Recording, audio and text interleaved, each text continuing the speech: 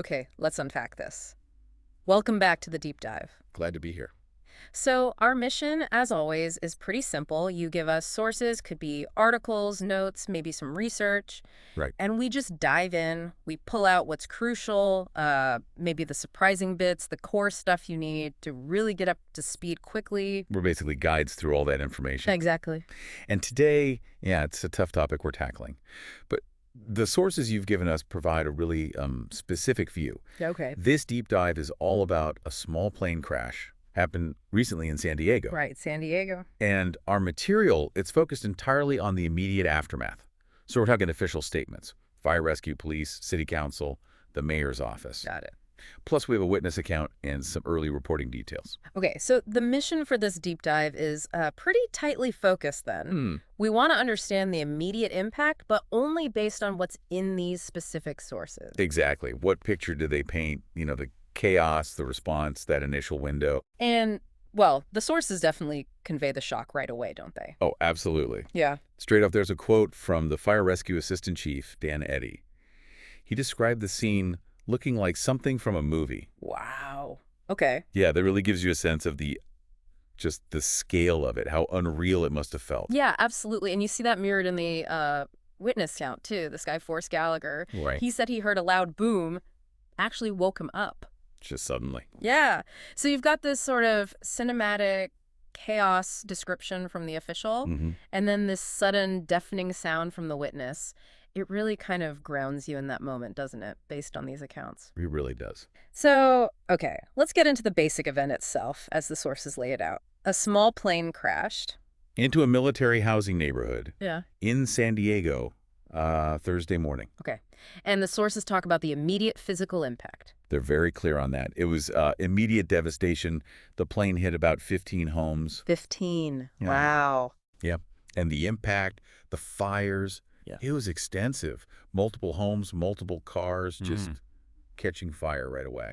And that witness, Gallagher, he describes seeing a car, was it fully submerged in flames? That's the phrase he used. Yeah, fully submerged.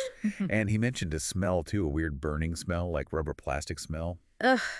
That's so visceral. It connects that official line about multiple homes and cars to, like, the actual sensory experience on the ground. Definitely. And the officials, they back up the sense of, massive destruction. Right. The city council member, Raul Campillo, he stated pretty explicitly, numerous homes were lost. Lost, not just damaged. Gone. And Police Chief Scott Wall, he used some really stark language, described jet fuel going down the street and everything on fire all at once. Jet fuel down the street. Wow. He called it, and this is a quote, pretty horrific to see. Yeah, I bet. When you put that together, the fuel spreading, the burning smell the witness mentioned, homes just lost. You really start to grasp the overwhelming nature of it right there in the street. And that jet fuel mention is really key. The sources highlight it as an immediate secondary hazard. Oh. Assistant Chief Eddy from Fire Rescue, he pointed out jet fuel all over the place. Right. This wasn't just, a typical house fire. Right. It's a fuel-fed thing, totally different ballgame for firefighters. Exactly.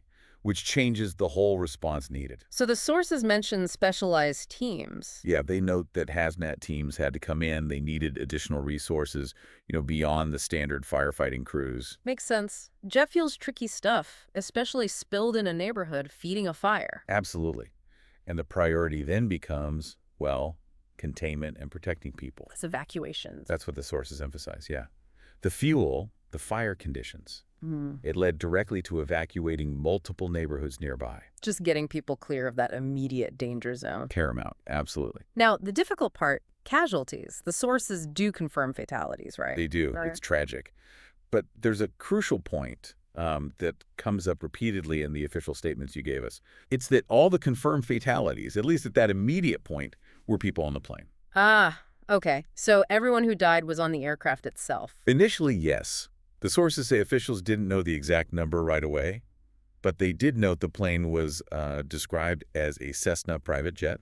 Which holds how many? Could hold 8 to 10 people, including the pilot, according to the sources. And this point about fatalities being on the plane, that's what Assistant Chief Eddy referred to as. As the good thing. Yeah.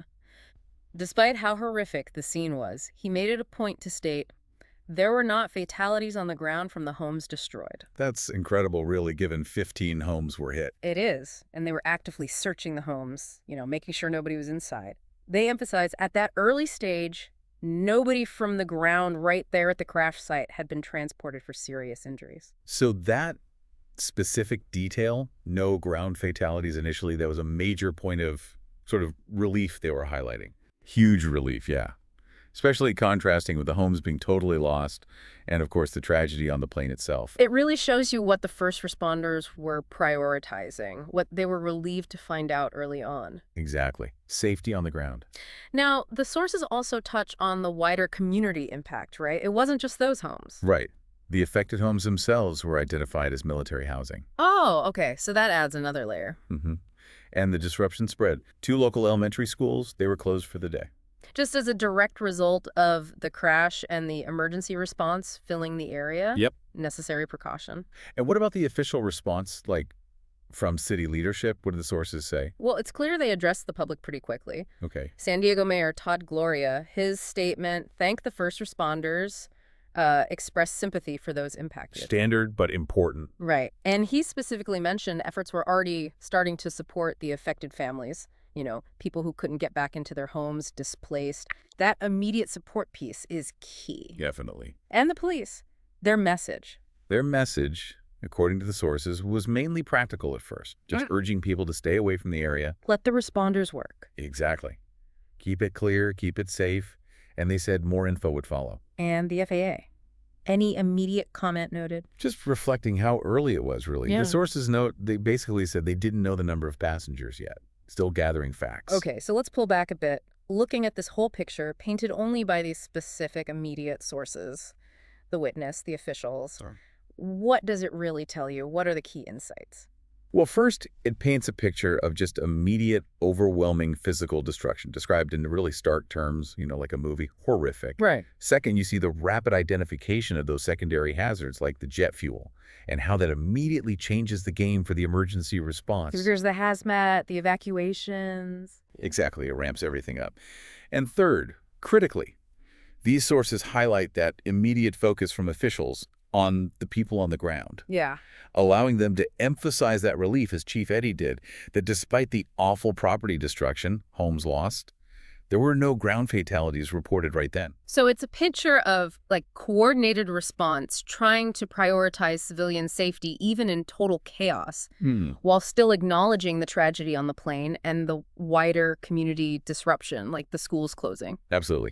This deep dive, sticking strictly to the sources you provided, it gives you that focused snapshot of the initial window. The impact, the specific dangers, that crucial distinction they made about casualties. And those first steps of official communication and trying to support the people, suddenly displaced. So based just on these immediate accounts, this event, it's not just a news headline, is it? The sources make it feel much more visceral. Definitely. A moment of unexpected destruction, and then this immediate, really complex response kicking in.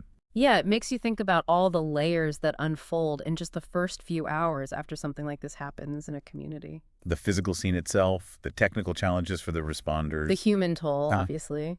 And then that immediate shift, from the disaster itself to managing the fallout, supporting people who've lost everything in an instant.